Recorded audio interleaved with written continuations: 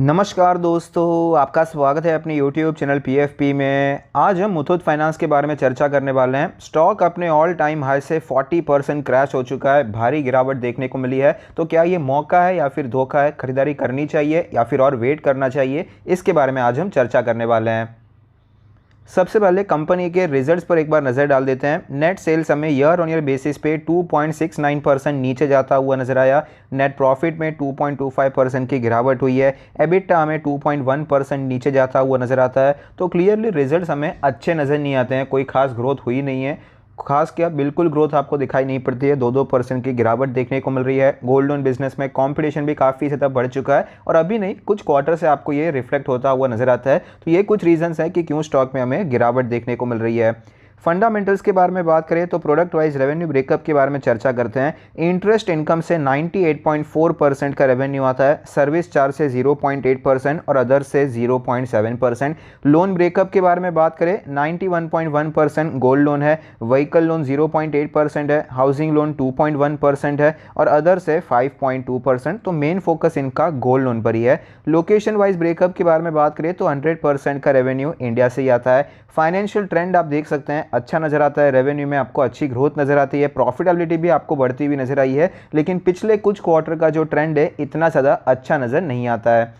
Share holding pattern के बारे में बात करें, टोटल प्रमोटर होल्डिंग है 73.37%, जिसमें से कुछ भी प्लेज नहीं है। Mutual fund 8.32%, other DII 1.35%, FII 12.13% और रिटेल एंड अदर कैटेगरी में 4.83% की हिस्सेदारी है। तो शेयर होल्डिंग पैटर्न तो हमें अच्छा नजर आता है। प्रमोटर के पास अच्छी खासी इक्विटी है और इंस्टीट्यूशंस का भी इंटरेस्ट नजर आता है।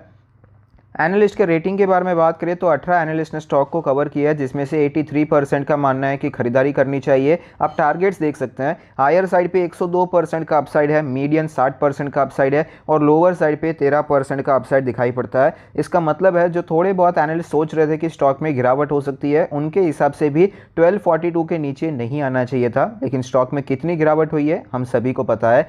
43,000 करोड़ की मार्केट कैप है, एक लार्ज कैप कंपनी है, 11 का PE रेशियो है। लेकिन प्राइस टू बुक रेशियो ज़्यादा इंपॉर्टेंट होता है। 2.8 के आसपास का प्राइस टू बुक रेशियो चल रहा है, तो बिल्कुल भी सस्ता वैल्यूएशन नहीं है। आपको प्रीमियम वैल्यूएशन पर ही स्टॉक ट्रेड करता हुआ नजर आता है। स्टॉक के चार्ट पर हमें क्लियरली पता चलता है कि स्टॉक कुछ महीने तक रेंज में ट्रेड कर रहा था, उसके बाद हमें एक ब्रेकआउट देखने को मिला, लेकिन ये ब्रेकआउट सक्सेसफुल नहीं हुआ। वापस आपको गिरावट देखने को मिली और उसके बाद स्टॉक आपको नीचे आता हुआ नजर आया है। फिलहाल 1700 के लेवल से 1100 के भी नीचे आ चुका है, अपने सारे मूविंग एवरेज के नीचे ट्रेड कर रहा है। सेलिंग भी आप देख सकते हैं, अच्छी खासी सेलिंग आपको यहाँ पर होती हुई नजर आई है। हालांकि नीचे के लेवल से इंट्राडे बेसिस पे रिकवरी भी नजर आती है। सीक्वेंस आप देख सकते हैं, सबसे ज़्यादा बेयरिश है 20, 50, 100 और उसके बाद 200 है। डेली RSI 30 के नीचे है, 30.62 है, तो यहाँ पर भी वीकनेस ही नजर आती है। वीकली चार्ट के बारे में बात करें तो वीकली चार्ट पर हमें नजर आएगा कि 20 वीक्स के मूविंग एवरेज ने 50 वीक्स के मूविंग एवरेज को क्रॉस ओवर कर दिया है, तो ये अच्छा संकेत नहीं है। पास्ट में हमने कई बार देखा है कि स्टॉक अपने 200 वीक्स के मूविंग एवरेज पर सपोर्ट लेता है और वहां से बाउंस बैक करता हुआ नजर आता है। फिलहाल ऑलरेडी उसी लेवल के आसपास स्टॉक आ चुका है। 29 का वीकली RSI है, वीकनेस है, उसमें कोई डाउट नहीं है।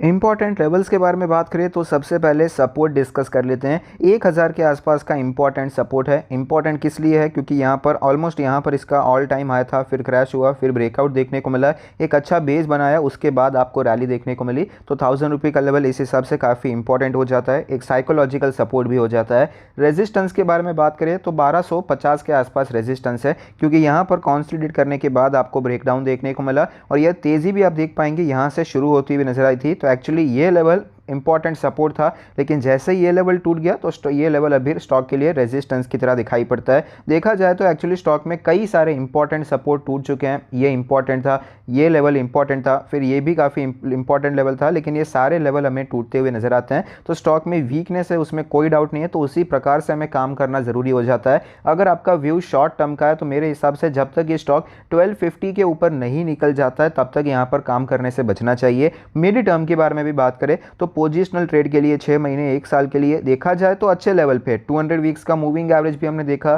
कई बार वहाँ से बाउंस हुआ है, लेकिन अभी तक ऐसा कोई कंफर्मेशन नहीं है, कोई ऐसी स्ट्रेंथ आपको चार्ट पर दिखाई नहीं पड़ती है। तो करंट सिचुएशन में भले ही ये लेवल अच्छा है, अभी के लिए हमें अवॉइड करना चाहिए। और लॉन्ग टर्म के बारे में बात करें तो खरीदारी करने के बारे में सोचा जा सकता है। टेक्निकली काफ़ी ज़्यादा वीक है, तो मेरा मानना है कि टेक्निकल एक बार स्ट्रेंथ आ जाए बाद में खरीदारी कर सकते हैं, कन्फर्मेशन हो जाता है। भले ही हम एक इन्वेस्टर हैं, फिर भी प्राइस में अगर स्ट्रेंथ होता है तो कॉन्फिडेंस के साथ हम यहाँ पर थोड़ा ज़्यादा क्वांटिटी में भी काम करने के बारे में सोच सकते हैं। मेरी थियरी ये है कि थोड़ा महंगा खरीदने को मिलेगा चलेगा, लेकिन जब स्टॉक ने बहुत से इंपॉर्टेंट लेवल तोड़ दिए हैं तो ऐसी सिचुएशन में थोड़ा सा टेक्निकल्स पे भार देना चाहिए और उसके हिसाब से काम करने के बारे में सोचना चाहिए। यहाँ पर अगर ये लेवल्स पर सपोर्ट लेने की कोशिश करता, यहाँ पर सपोर्ट लेने की कोशिश करता, तो हम यहाँ पर थोड़ा सा अग्रेसिव हो सकते थे। लेकिन फिलहाल यहाँ पर आप देख पाएंगे वो सारे लेवल्स टूट चुके हैं। ये भी एक बॉटम बनाया था, ये भी आपको टूटता हुआ नजर आया। तो मेरे हिसाब से यहाँ पर भी लॉन्ग टर्म के लिए भी अगर आप चाहें तो टेक्निकल्स का इस्तेमाल करने के बारे में सोच सकते हैं। अगर आप यहाँ पर बिना टेक्निकल्स के खरीदना चाहते हैं, कंपनी में